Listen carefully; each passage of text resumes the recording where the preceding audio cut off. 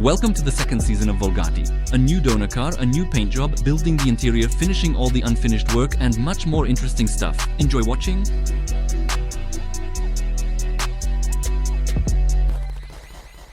Before we move on to the second season of Volgatti, let's take a look back at what happened before. 4 years ago, we came up with the idea to combine cars that seemed completely incompatible. An old Volga 21 and a brand new Bugatti Chiron. And so, for 4 years we've been working on this. And it seemed like we finished the project about 6 months ago. We showed the car at some events, even won an award, and made it to top exhibitions. But this still isn't a finished project, right? Yes, that's right. The project is still, you could probably keep working on it forever like any other project, but What exactly do you still want to improve? the first goal is still to make a custom car that genuinely looks like a factory-made one, in every detail. And that's exactly the goal we have. And what are you going to do with this project next? Will you be able to register this car in the end? That's the goal, and in principle, it's achievable. It's very expensive, but I think we'll still manage to legalize it. And one last question, if I may. Will you change the interior? Yes, definitely. We haven't worked on the interior yet. That will be a major job, so it will be well thought out philosophically. There will also be elements from both the Volga and Bugatti. That's the next chapter in our story. In the end, we decided not to stop at what we had achieved and to push the project all the way to perfection. Unfortunately, the donor car that the current build is based on is actually a really bad donor. Basically, it was all we could afford at the time. The thing is, the consequences of the accident are still showing up even now. There are also problems with the engine. And to be honest, it's embarrassing to show off a project like this in its current state. And of course, everything needs to be redone. As a result, we were faced with the task of transferring this body onto a new donor car. But of course, we're not ready to say goodbye to the project forever. And before we transfer the body, which we've been working on for the past 3 years, we're going to scan it. In fact, we don't really need the scan itself, but since it can be done quickly, we decided not to miss the opportunity. First, we removed all the chrome and left only the main body panels. Next, we stick on the markers.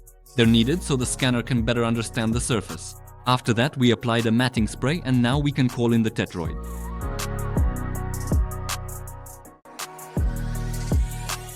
As a result, in just half a day we got an accurate scan, which is now archived. But as I mentioned, at this point we don't actually need the scan itself, since we plan to take molds from the existing body. And later, when we have the opportunity and time, we'll make a similar body for ourselves. First of all, to get a proper high-quality mold, we remove all the glass. But in our case, it's just the windshield. The next step is to create a flange and divide the future mold into multiple parts. In simple terms, we need to make a cast of the entire body in such a way that we get a reverse disassemblable mold. Just a little patience and everything will become clear visually. After we've determined the joining points of all the elements, we can start creating the mold. The first layer is a release agent. Next comes the application of gel. Then, the first layer of fiberglass mat, 100, 300, 450, and 600, were already building up the thickness. I think we've covered the theory, and now it's time to move on to practice. As you can see, while Andre was telling you about the technology, someone has already applied the first layer. Now we just need to build up the required thickness. This is done in several stages, laying fiberglass mat layer by layer, filling the entire area up to the edges. And the edges themselves will serve as adjoining platforms, at the junctions of which the mold will be separated into individual elements. The same technique will need to be applied to all the body parts. That is, we'll do the same process for the front fenders, doors and trunk lid, create a mold, and then we'll be able to produce identical panels quickly, easily and relatively cheaply.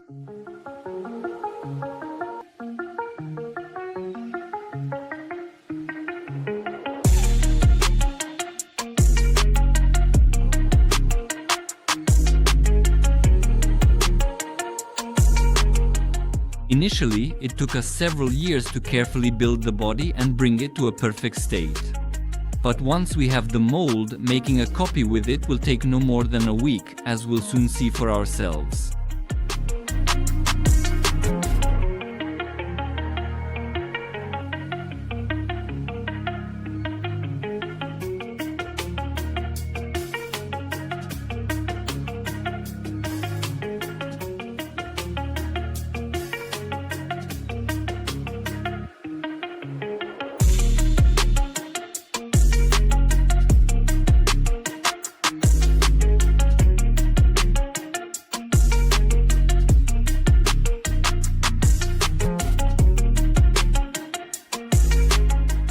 Properly making the molds is also not a quick process, and in the end, it took us almost 2 months to roll out all the elements and get the molds ready. But that's not all.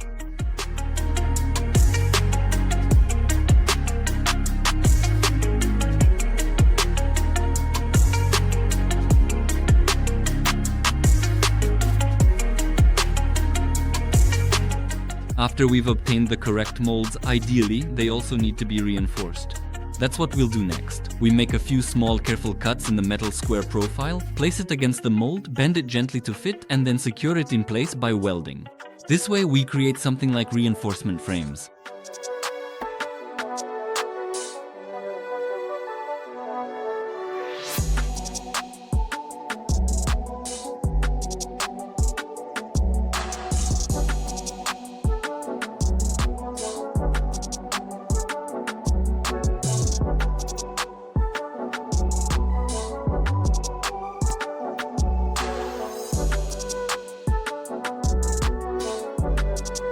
We carefully molded the entire rear section of the car, which for our specific purposes is taken from the Bugatti. That's the roof, the supporting pillars, the specially modified opening, as well as the rear fenders and the rear bumper.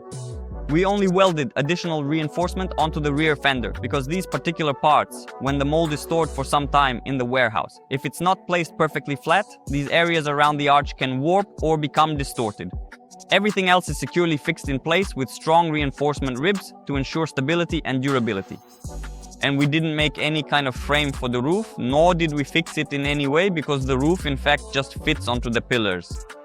The only thing we didn't make was the lower part of the bumper, specifically the diffuser.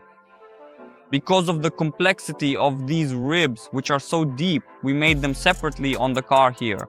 We molded each of the parts separately and then carefully glued them on. Another difficulty that we encountered in making this particular part is that it's actually upside down, which is not very convenient to work with. That's why we decided to leave this part for later in the process. Once we remove the mold, we'll detach the rear part of our so-called Bugatti from the car and then flip it upside down to continue working on it. And then, in a position that's comfortable for us, we'll make these parts. We've carefully pried off all the flanges, and now we're going to take out the first one right now. Parts of the mold. Everything seems to be pretty good, actually. We used an alcohol-based release agent, and on top of that, it's permanent.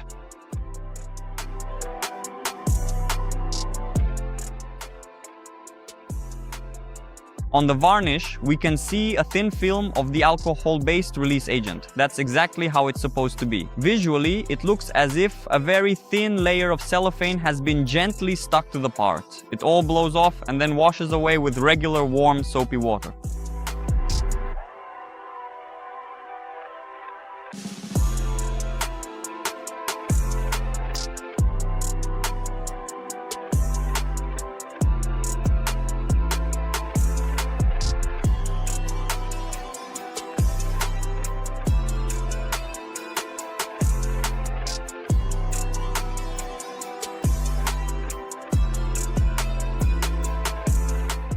Now you'll be able to clearly see the whole idea and essence of the technology. As a result, we've got molds that are separated in such a way that they can be assembled into a single structure. Then fiberglass mat is laid into this structure, impregnated with resin, and in the end, we get the finished Volgatti body. But as you can see, the body itself is not a simple shape. And it was precisely to make it possible to easily remove this large, complex single piece that such a complicated scheme was developed, dividing the molds into a kind of construction set.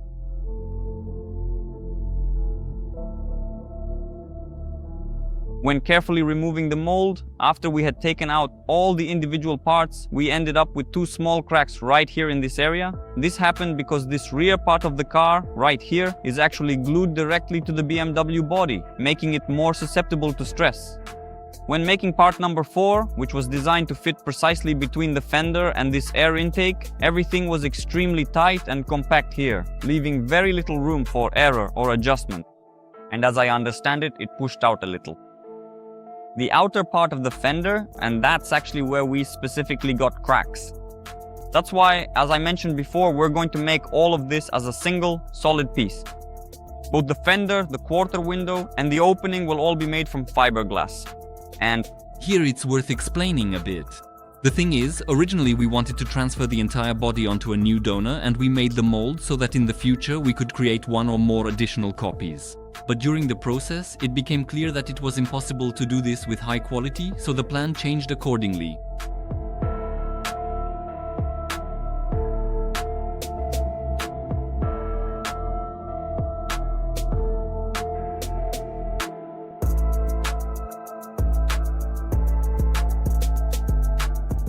As we worked on the project, our plan gradually changed a bit. Initially, we wanted to carefully take all of this apart, separate the rear part of the Bugatti from the main body of the car itself, and then, with the plastic half of the car flipped upside down, work on it in such a way that we would have better access to mold the lower deflector. But then we thought that we didn't want to damage this rear part, to break it, so we would do everything to preserve this car, to keep it like this, without breaking it. It turns out we shouldn't have removed all the molds that were formed on the car. Now we'll carefully put them back on, assemble them with bolts, and fasten everything together securely. In this position, we'll make the lower part, which is called the rear bumper deflector. Now all that's left is to make the last mold. It's not very big, but it's definitely the most difficult one. Firstly, because of its shape, and secondly, because of its location. We showed the process of making it in detail quite recently, so we won't repeat ourselves and will quickly speed up this operation. First, we put the molds back onto the body and tighten them with bolts.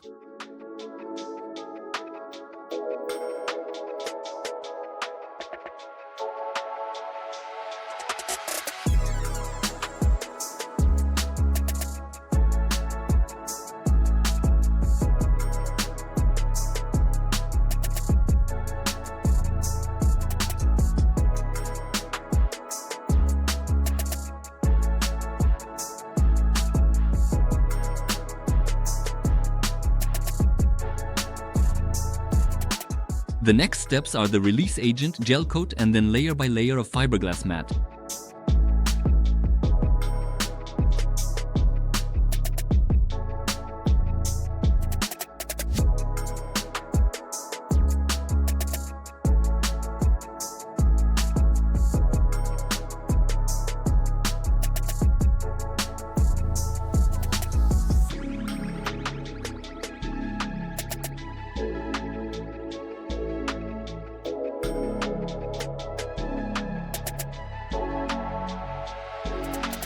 And after a couple of days, the required thickness has been achieved. The resin has dried, and we can move on to the next stage. We refine the mold and take it apart.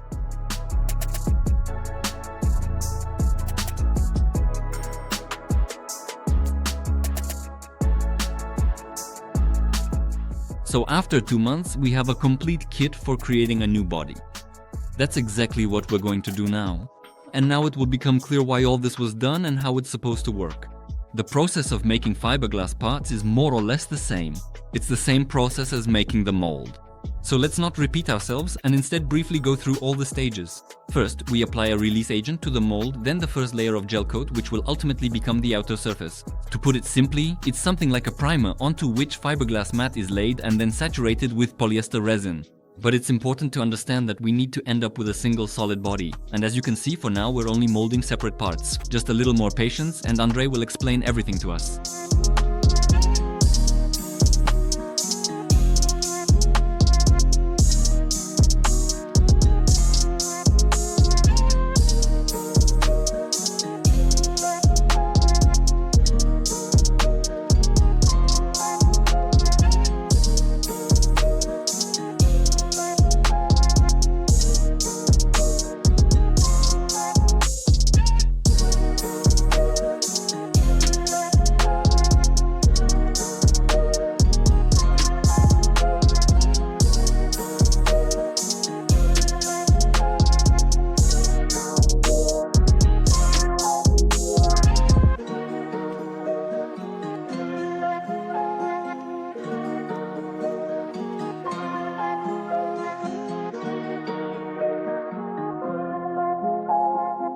Since our mold is extremely complex, if you assemble all the components, you get the roof, rear bumper, and fenders. It's very difficult to laminate all of that as a single structure. That is, there will be some hard to reach places that are quite difficult to get into or access. That's exactly why we also laminate our part in separate sections. For example, we've molded the rear bumper and we've also molded the rear diffuser as well. So we've made 2 detachable ribs and 1 non-detachable rib. The edge was trimmed along the flanges with a sharp knife. The same goes for the rear bumper, and now we screw these 2 parts together and laminate them, bonding them into a single piece. This is how the entire structure will be assembled. And we end up with a finished, solid part.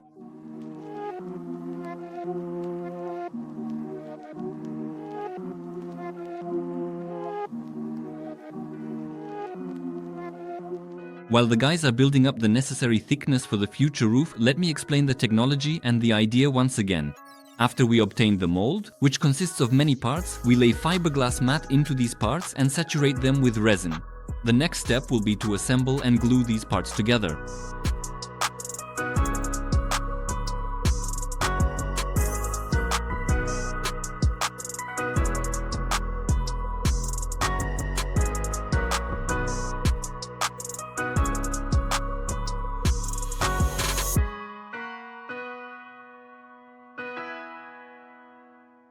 We continue shaping our roof. For thickness, we used a layer of 100-gram fiberglass mat. Then we sanded it down and checked for bubbles. Next, we covered all of this with 3 layers of 450-gram fiberglass mat. The fiberglass mat has already set as well. We sanded it again, and now the final reinforcement will be done with 500-gram fiberglass cloth. And fiberglass cloth is difficult to roll with a roller. That is, it stretches when it gets soaked, so we cover it with another layer of 450-gram fiberglass mat, and we end up with this kind of sandwich. The roof will turn out very strong and dense, which is exactly what you need for a roof. And that's it. Tomorrow we'll be taking our part out of the mold and it will be ready for installation. Yes, it all sounds simple and quick. In fact, that's pretty much how it is now, because the molds are well designed and everything comes together like Lego. I really hope it will come apart just as easily. But we'll only find out for sure when the time comes.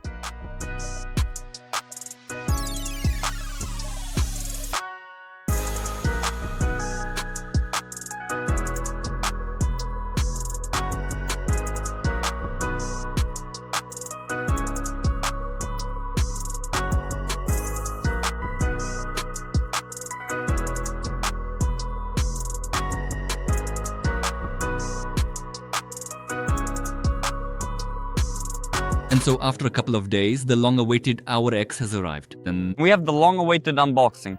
The very first time you remove something from the mold is always a bit nerve-wracking. You worry about whether the release agent worked well, if anything got stuck in there. But we've already unscrewed the mold, so we're taking it off and pulling out the parts.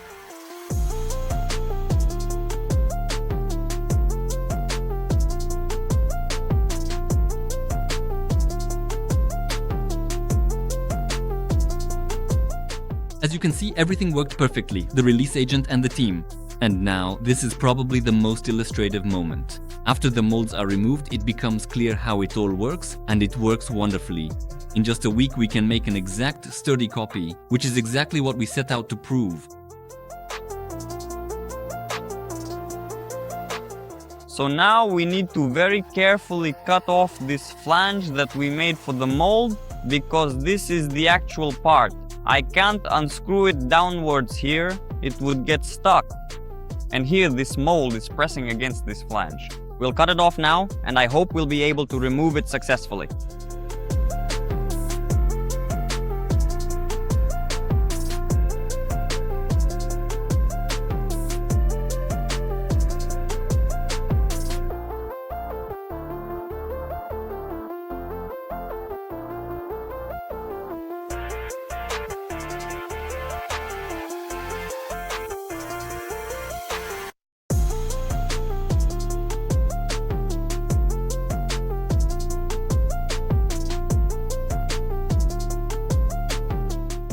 It's actually a very joyful moment to admire the fruit of your labor. We spent 2 months making the molds. We made molds for the entire car, not just the rear part that includes the hood and the doors, the front fenders, the seals. In other words, all the body panels, everything will be new. The trunk lid as well. As I already mentioned, all of this took 2 months, 2 barrels of resin, I don't know, 5 rolls of fiberglass mat, and a few nerves. We're very satisfied. It's a strong, reliable part. As I said, we reinforced the roof with fiberglass cloth. So the roof is about 1 centimeter thick, which means it's very strong. You could jump or dance on it, but we won't be doing that, only on the unpainted one. Also, why did we make these molds? Because we had this idea. Why not make a couple of them, maybe introduce and release a limited edition series? And that's what we ended up doing. We spent a lot of time and effort making the molds. And now, it only takes us about 3 days to produce a rear section of the car like this. So, it's really no big deal now. And finally, before fitting the new body onto the new donor car, we get it ready. We trim it, sand it down, and can check off another very important item on our list. The body is ready.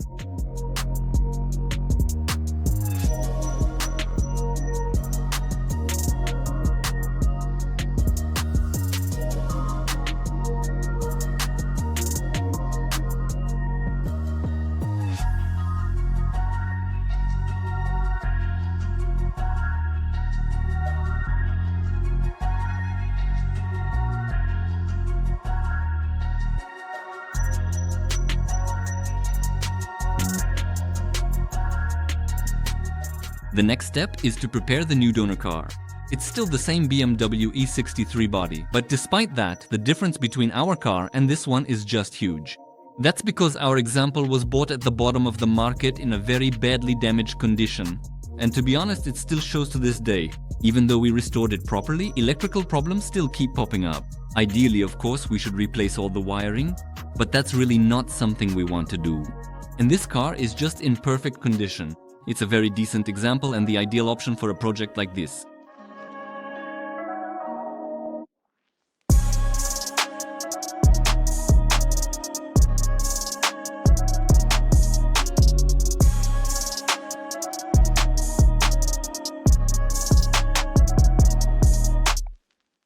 So what's the idea here?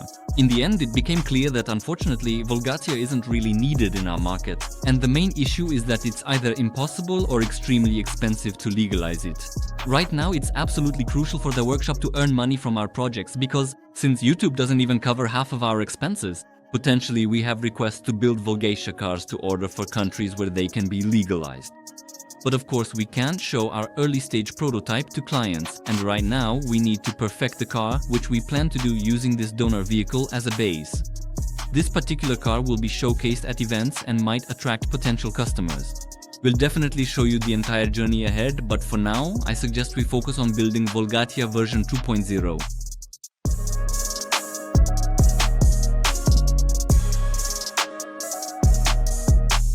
We already have everything ready for the first fitting. We've made a mock-up, which we're going to try on here. And as you remember, we need to cut off the roof and the rear fenders. It breaks my heart to cut up a car with less than 100,000 kilometers on it. Perfect wheel arches, a flawless body in its original paint. But alas, that's why we hadn't cut it before, even though we could have done it a long time ago. As much as we don't want to cut up such a perfect donor, we still have to.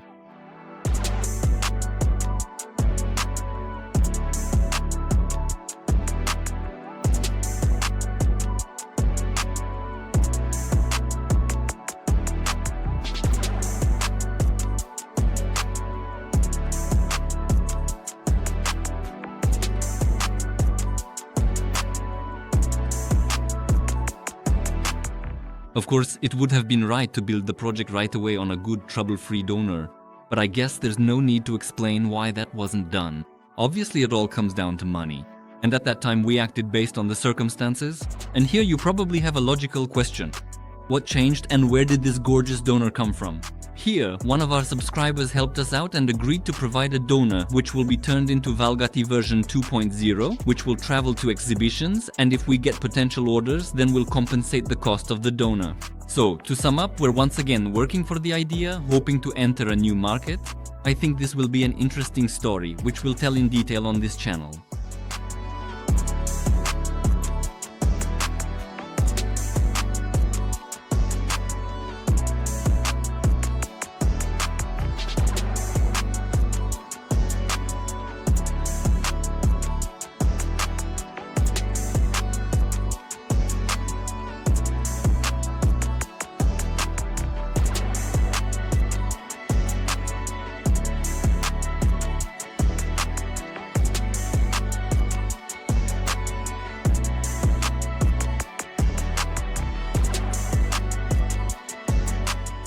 The next important step in building our car is actually the very first fitting. We've done a bit of prep work. As you saw, we cut off all the unnecessary parts. But we didn't cut everything off with a big margin, because it's better to trim things on the spot as needed rather than having to weld them back on later. Now we're going to fit it 100%. It won't fit perfectly where it needs to go, but that's intentional.